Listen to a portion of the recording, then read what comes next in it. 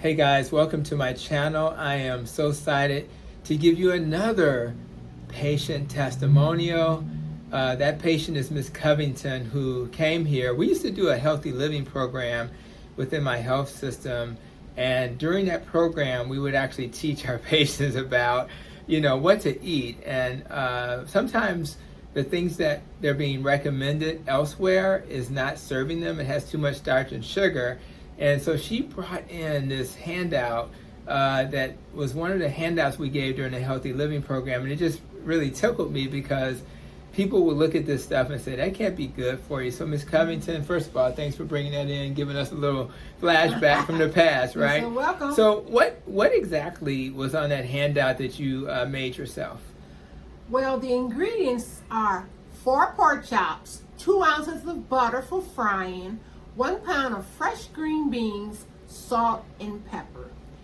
Then you make the garlic butter, which is 5 ounces of butter at room temperature, 1 tablespoon of dried parsley, 1 tablespoon of garlic powder, 1 tablespoon of lemon juice, salt, and pepper. Excellent. Now, Ms. Covington, you made this, and so what was the outcome? Like when you ate that, did it turn out okay? Oh my goodness, the pork chops was so succulent. They were tender, and the garlic butter, it was awesome. It hit the spot. It was awesome. And to fry pork chops in butter, I know, that right? was a different thing. Exactly. It was so much better. And a lot of people, Ms. Covington, think that butter is a bad thing.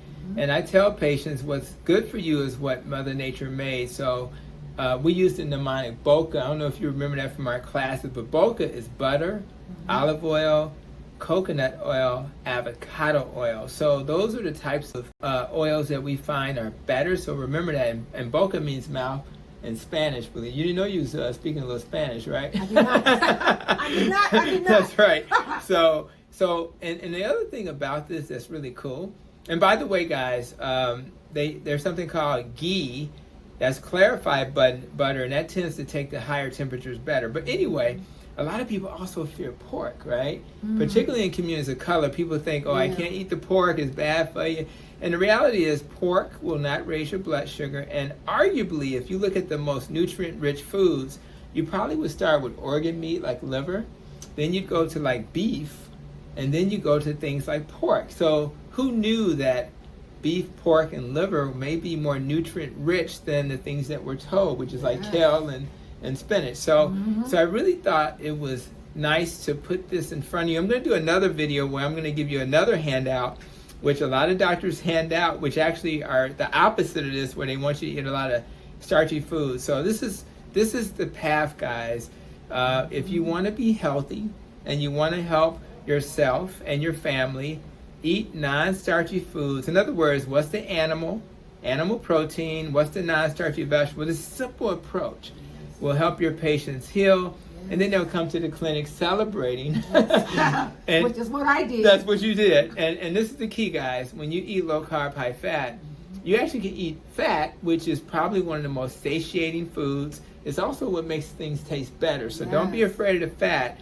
Be afraid of the carbs. And any other thoughts before we wrap up, Ms. Covington? It was just delicious. I would suggest to try it. Awesome. Amen. Yes. So, and I'll try to find a way to give people access to that recipe when we share. So I'll take a picture of that. So guys, enjoy the rest of your day. And thank you for hearing another testimonial from the Metabolic Health Doc. Take care. Take care. Bye.